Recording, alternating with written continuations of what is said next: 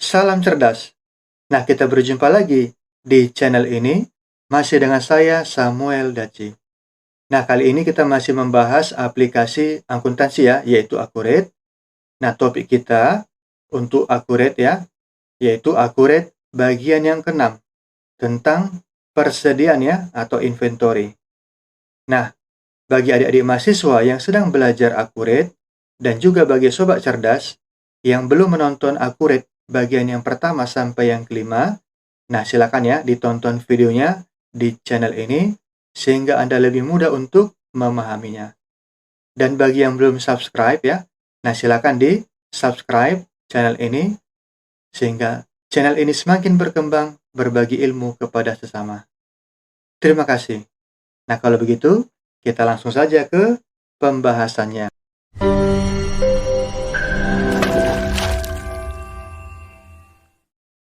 Nah, ini adalah contoh daftar akun yang sudah pernah kita buat ya pada pertemuan yang sebelumnya. Nah, karena topik kita kali ini ya, kita membahas tentang persediaan. Nah, maka kita harus membuat akun persediaan ya di dalam Accurate. Nah, nomornya yaitu 1107 ya. Nah, kita akan buat di dalam Accurate ya. Kita masuk ke dalam Accurate. Nah, pada menu yang di atas ini, kita klik menu daftar, kita pilih daftar akun. Nah, selanjutnya di bagian atas kita klik tombol baru. Nah, perhatikan ya. Untuk persediaan ya, tipe akunnya itu adalah persediaan. Nah, kemudian nomor akun ini kita ganti menjadi 1107.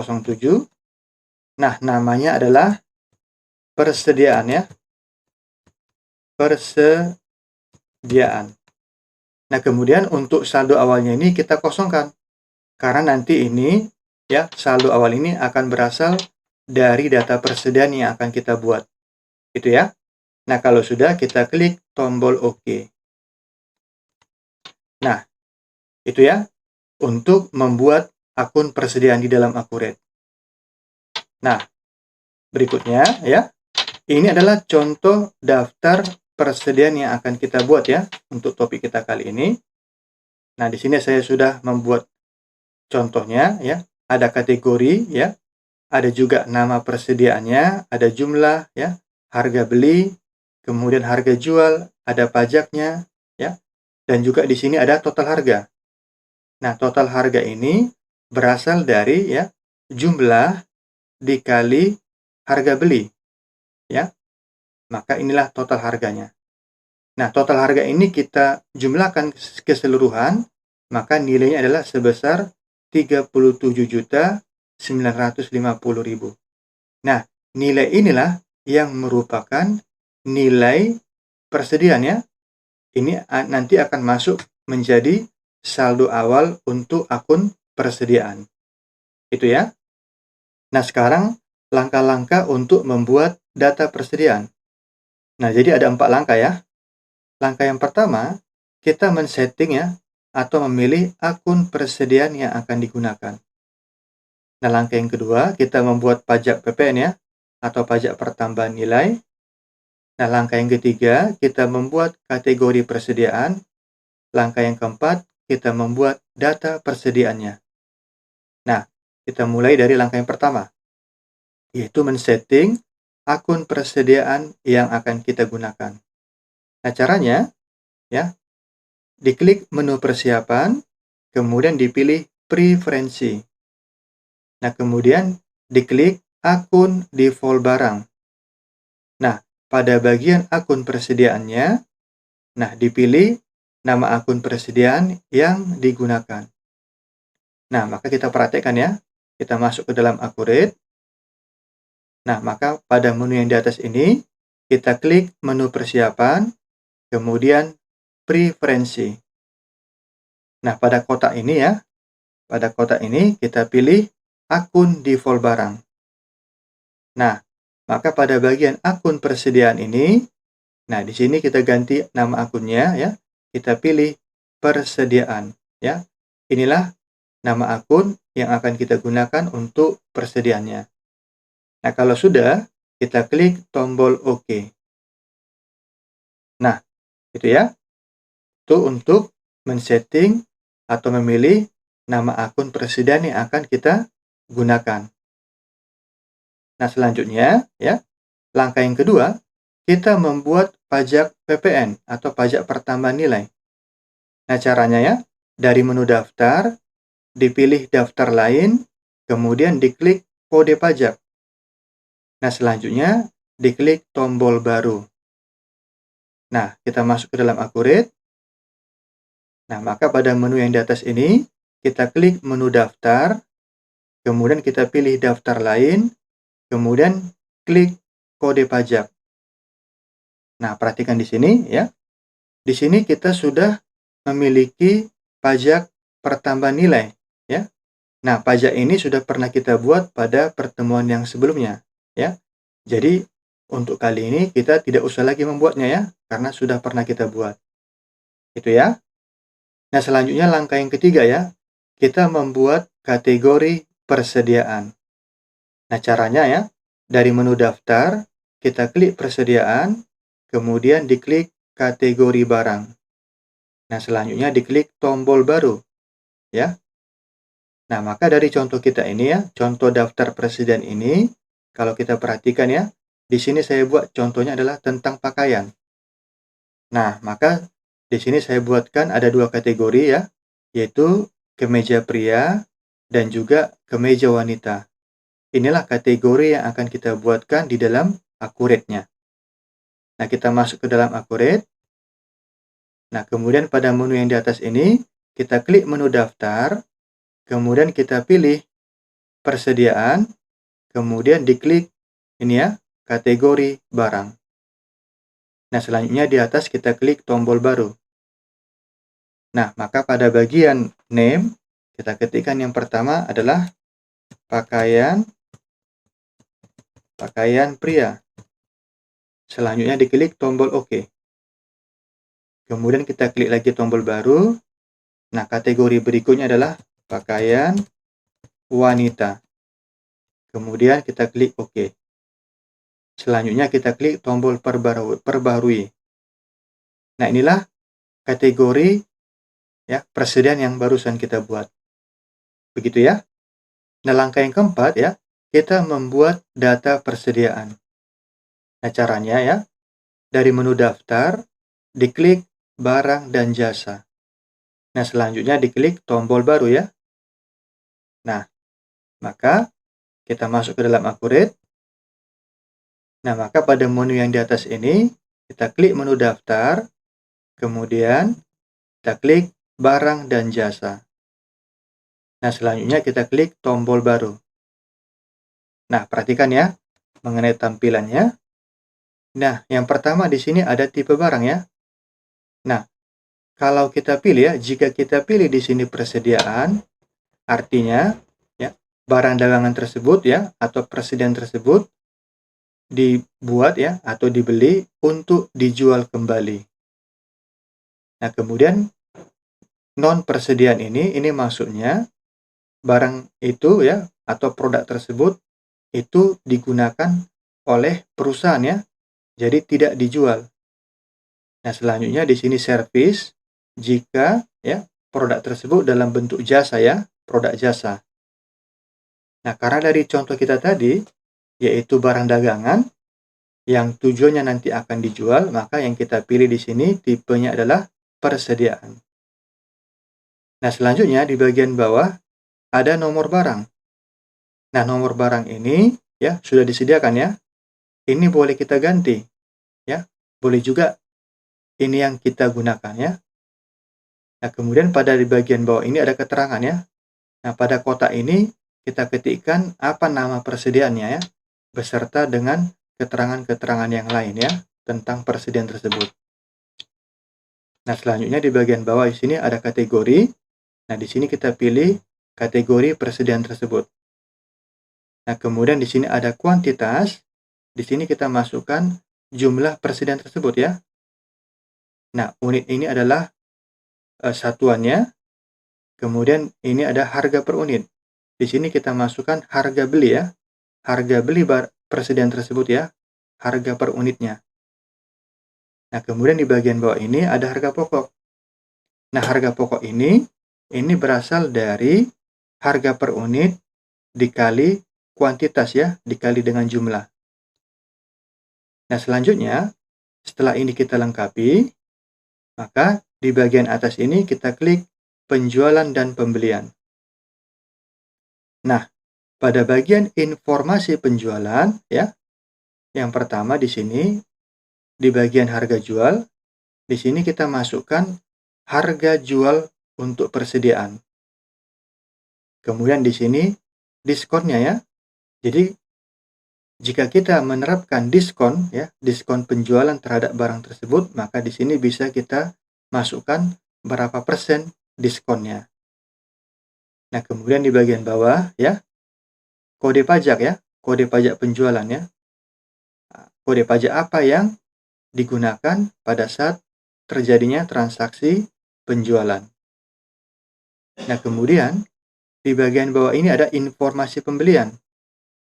Nah, pada bagian pemasok utama, di sini bisa kita pilih ya, pemasok ya yang kita pilih untuk dilakukannya pembelian ya. Artinya ya, barang tersebut kita beli dari pemasok siapa? Ya, di sini kita bisa pilih nama pemasoknya. Nah, kemudian di bagian bawahnya ya, minimum jumlah reorder. Nah, di sini kita bisa masukkan berapa nilai minimum ya, jumlah persediaan kita untuk dilakukannya pembelian kembali ya. Artinya supaya stok tersebut atau jumlah persediaan tersebut tetap ada ya, jadi tidak kosong dia.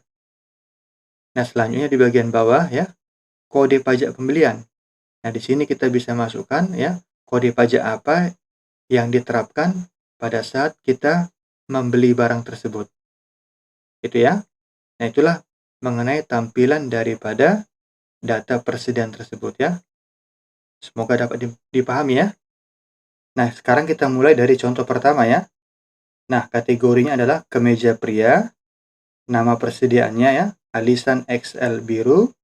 Jumlahnya 20. Harga belinya 150.000. Harga jualnya 200.000. Dan pajaknya PPN. Nah, kita masuk ke dalam Accurate. Nah, untuk nomor barang ya, ini tidak usah kita ganti ya, ini saja kita gunakan ya. Nah, kemudian pada bagian keterangan kita ketikkan alisan XL biru. Nah, kemudian kategorinya di sini kita pilih pakaian pria ya. Nah, kuantitasnya atau jumlahnya tadi adalah 20. Kemudian unit ini ya, satuannya adalah pieces. Nah, kemudian harga belinya atau harga beli per unit ya, yaitu 150.000. Enter. Nah, maka akan tampil harga pokok ya. Ini berasal dari harga per unit dikali 20.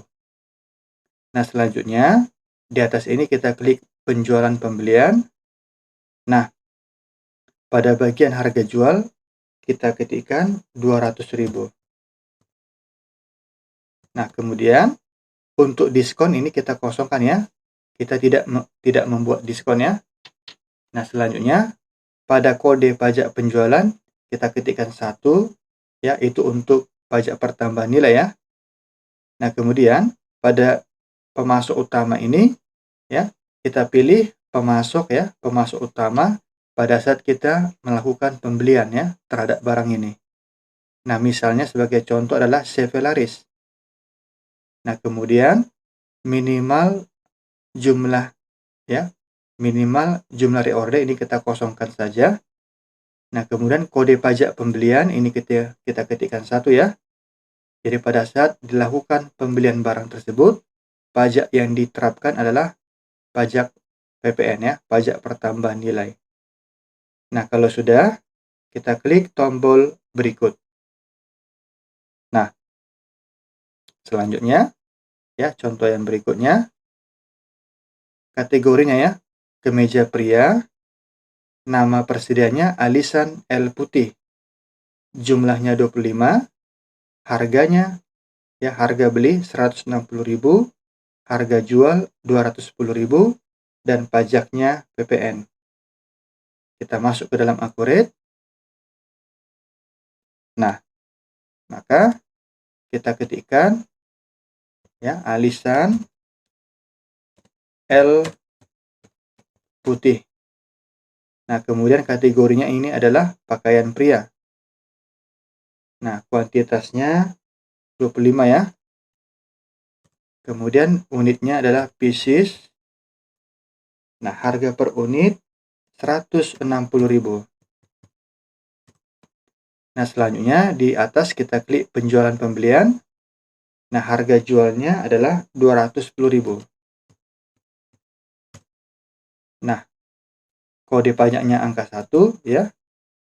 Pemasoknya misalnya adalah PT Aneka. Kode pajak pembelian kita ketikkan 1.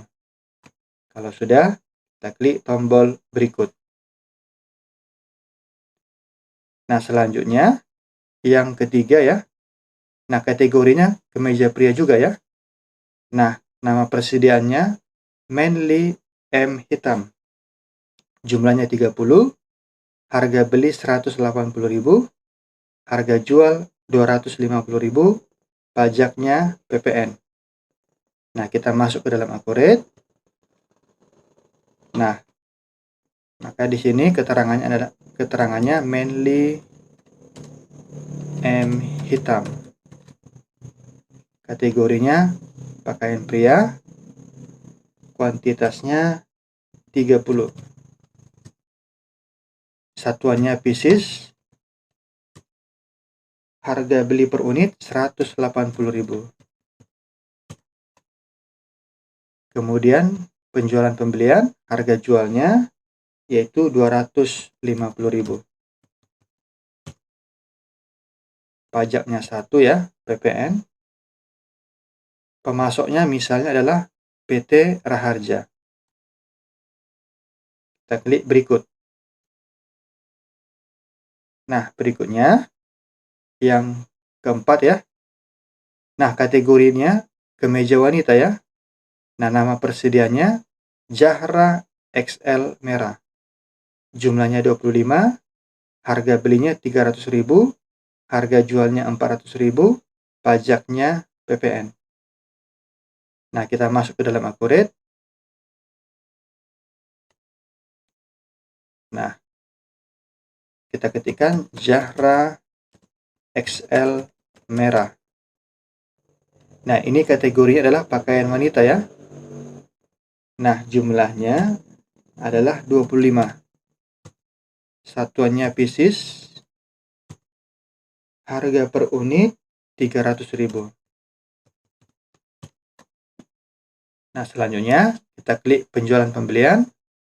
Nah, harga jualnya adalah 400.000. Pajak untuk penjualan 1.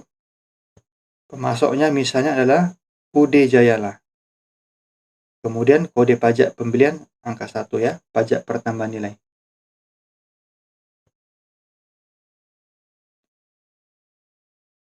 Nah, selanjutnya ya, kategorinya kemeja wanita. Nama persediaannya H&M L Pink. Jumlahnya 15, harga belinya 470.000, harga jualnya 600.000, pajaknya PPN. Nah, kita masuk ke dalam Accurate.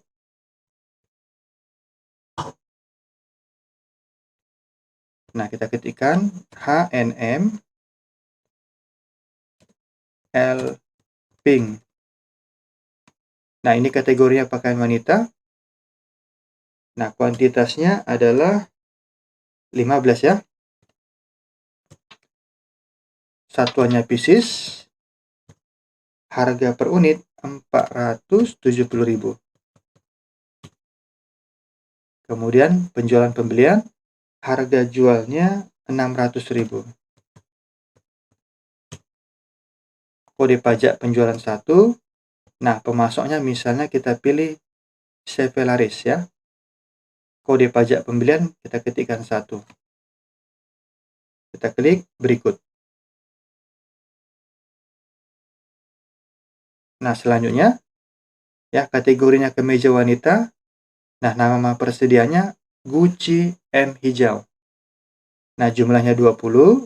Nah, harga belinya 550.000, harga jualnya 650.000 dan pajaknya PPN. Ya, kita masuk ke dalam Accurate. Nah, kita ketikkan di sini keterangannya adalah Gucci M biru. Nah, kategorinya pakaian wanita. Jumlahnya tadi adalah 20 ya. Satuannya pieces. Kemudian harga belinya 550.000.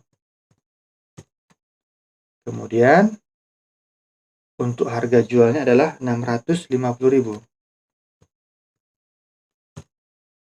Kode pajak penjualan kita ketikkan 1. Pemasoknya misalnya PT Aneka.